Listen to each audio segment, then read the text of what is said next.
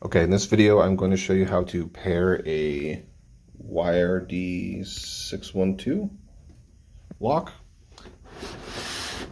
First thing you're going to need to do is power on the lock, which takes a few seconds. Now we're going to set the master code if it's not already set already. So I'm going to go to set the master code. You want to hit gear 1, gear, and then master codes are 5-digit numbers. So for this case, I'm just going to do 55555, gear once, and then gear twice. So now the master code is set. So now to pair the lock, we are going to open SmartThings. We are going to go to the location of the hub, and then we're going to click Devices, and so that is the hub that we're going to be using. We are going to add device at the top, and we are going to scan for nearby devices. Now once that's searching, you want to go ahead and enter the master code,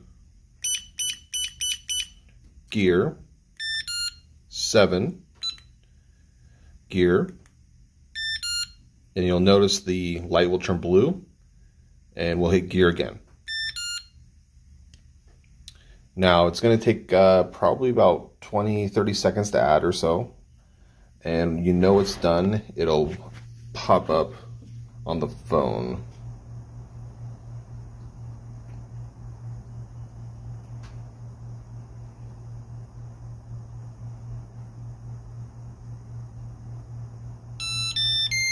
And that was the successful pairing noise. And so it should pop up any second now.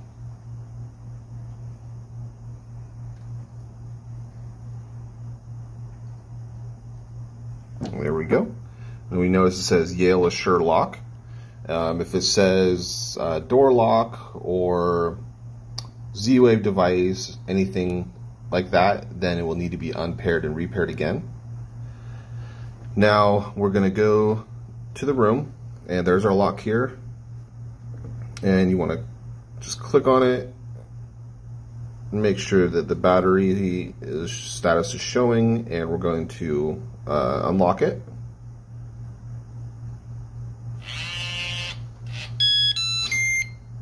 And I'm just going to lock it just in case. So this we're just testing to make sure it has a solid connection, which it did. Now, after that's all done, now it's ready to be onboarded. I'm also going to show you the process of unpairing the lock, which is very similar. I'll just show you real quick. So before we go to unpairing, we've got to put the hub in unpairing mode. So we're going to click on the hub, and you click the 3 dots at the top right, and settings, and Z-Wave utilities,